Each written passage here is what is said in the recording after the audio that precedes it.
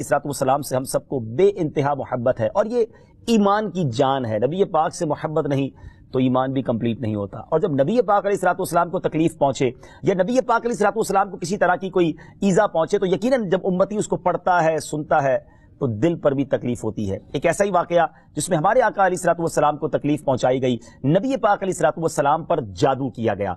नाज़रीन, आज ये वाकया हम सुनेंगे और ये कुरानी वाकया है और इसके जरिए बहुत सारी बातें भी सुनेंगे। जादू के बारे में बड़े मिसकंसेप्शन है लोगों के जहनों में और समझते हैं कि जादू का तोड़ करने के लिए बड़े अजीब व गरीब अमल करने पड़ेंगे, बड़े गुनाहों वाले काम करने पड़ेंगे, अल्लाह की नाराजगी वाले काम भी लोग करने के लिए तैयार हो जाते हैं, हराम और नाजायज काम करने के लिए तैयार हो जाते हैं और समझते हैं कि इससे जादू से बचा जा सकेगा। अलबत्ता जादू करवाने के लिए भी लोग बड़े ही नाजायज और हराम काम करते हैं जो कि जहन्नम में ले जाने वाले काम होते हैं। अल्लाह मुझे और आपको हमेशा जादू टोने आसिफ से महफूज रखे, हर किस्म की बलाओं से महफूज रखे। और आज कुरान के जरिए समझेंगे कि जादू का इलाज क्या है, जादू हो जाए तो बचा कैसे जा सकता है। और नबी पाक अलैहिस्सलाम पर जब जादू हुआ था, जादू करने की कोशिश की गई थी, उसका नतीजा क्या निकला। नाज़रीन, तवज्जो के साथ आपने सिलसिले में शामिल रहना है। रिवायत यह है कि लबीद बिन आसम यहूदी और उसकी बेटियों ने नबी पाक अलैहिस्सलाम पर जादू कर दिया, जिसका असर प्यारे आका अलैहिस्सलाम के जिस्म पर नमूदार हुआ। तबीयत शरीफ जो है वो कुछ नासाज होने लगी। आपके कल्ब, आपकी अकल मुबारक और आपके एतकादात पर कोई असर ना हुआ, सेहत मुबारक पर थोड़ा सा असर हुआ।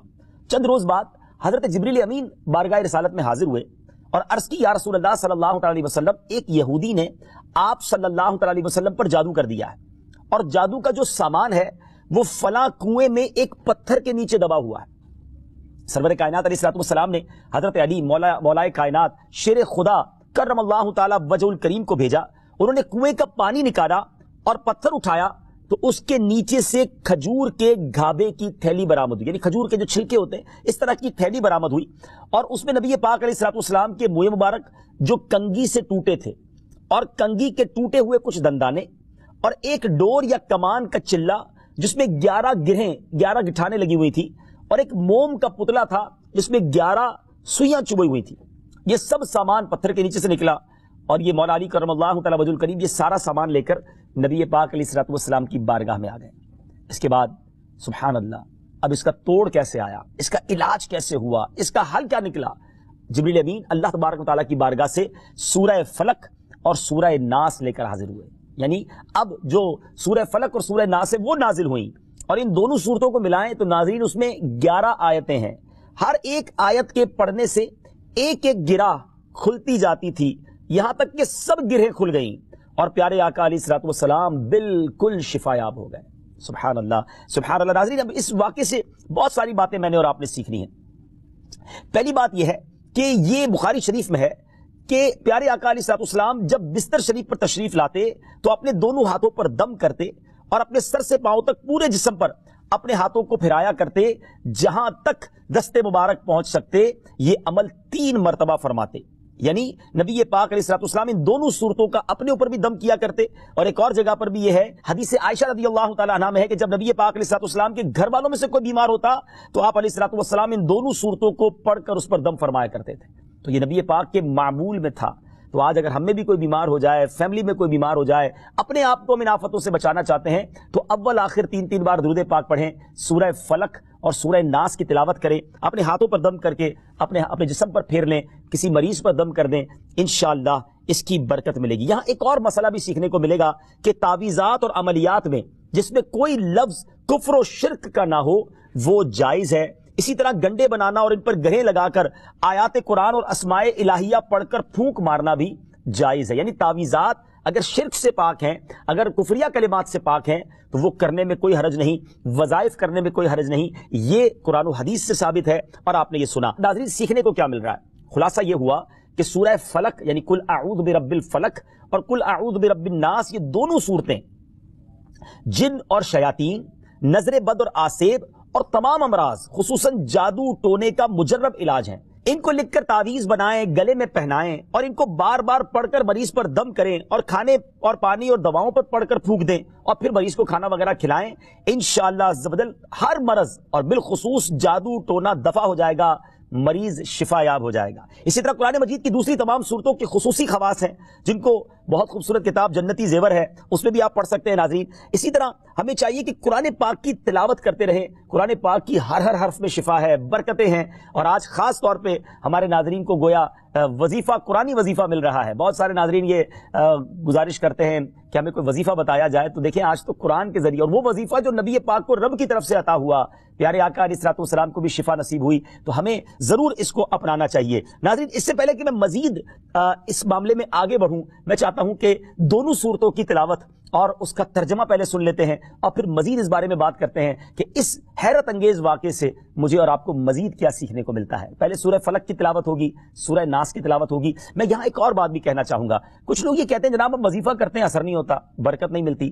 پہلے یہ چیک کر لیں کہ آپ کے مخارج ٹھیک ہیں، آپ تلاوت صحیح مخارج کے ساتھ کرتے ہیں۔ تو اب جو تلاوت آپ سنیں گے نا، تو اس میں یہ بھی چیک کر لیں کہ آپ کیا اسی طرح کے تلفظ کے ساتھ پڑھتے ہیں، اور اگر مسٹیک کر رہے ہیں تو قرآن پاک صحیح طریقے سے پڑھیے، پھر دیکھیے اس کی کیسی برکتیں ملتی ہیں۔ آئیے سورہ فلق اور سورہ ناس کی تلاوت اور اس کا ترجمہ۔ قل اعوذ برب الفلق من شر ما خلق ومن شر غاسق اذا وقب ومن شر النفاثات في العقد ومن شر حاسد اذا حسد۔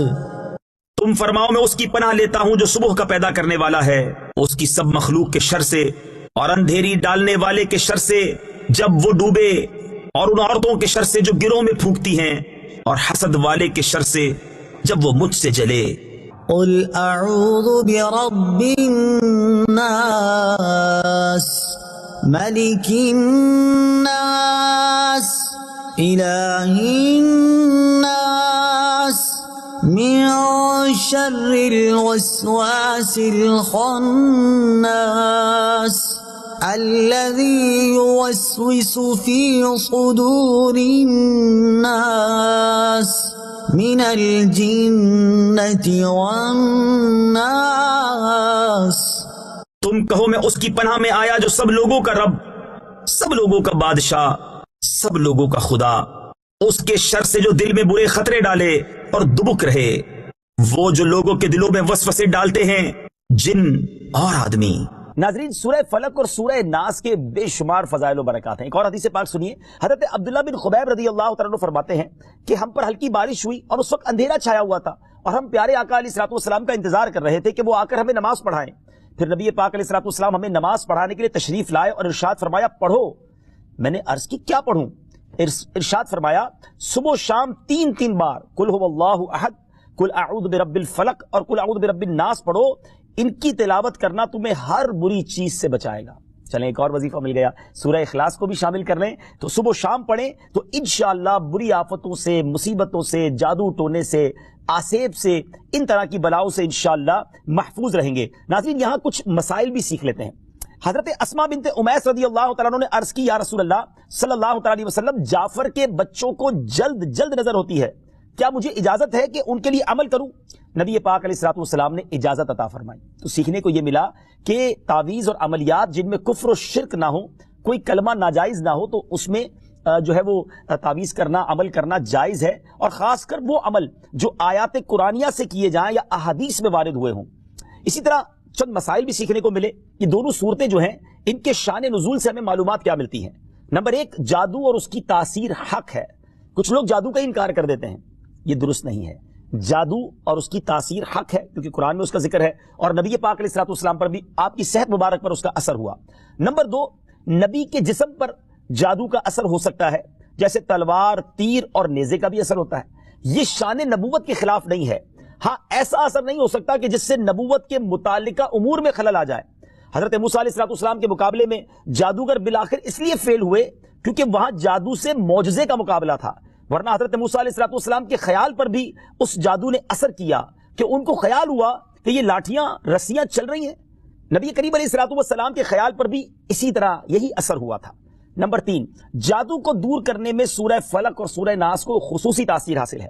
نمبر 4، جادو ٹونے اور عملیات اور اثرات اور بیماریوں کو ختم کرنے کے لیے قرآن پاک کی صورتوں اور آیتوں کو استعمال کیا جا سکتا ہے، اور بخاری شریف میں سورہ فاتحہ کو اس مقصد کے لیے استعمال کرنے کا بیان موجود ہے۔ تو سورہ فاتحہ کو سورہ شفا بھی کہا جاتا ہے، تو یہ بھی شفا کے لیے بڑا مجرب اور بڑا پیارا وظیفہ ہے۔ ناظرین، یہ چند باتیں تو ہم نے اس واقعے کے متعلق سیکھی، سورہ فلق اور سورہ ناس کے کچھ فضائل بھی سنے۔ میں یہاں ایک اور بات بھی کرنا چاہتا ہوں کہ آج کل پرابلم یہ ہو گیا ہے کہ اتنے عاملین آ گئے ہیں، اتنے عمل کرنے والے لوگ آ گئے ہیں، اتنے بورڈ ہمارے شہروں اور وطن میں لگ جاتے ہیں کہ ایسا لگتا ہے ہر دوسرے آدمی پہ جن ہے یا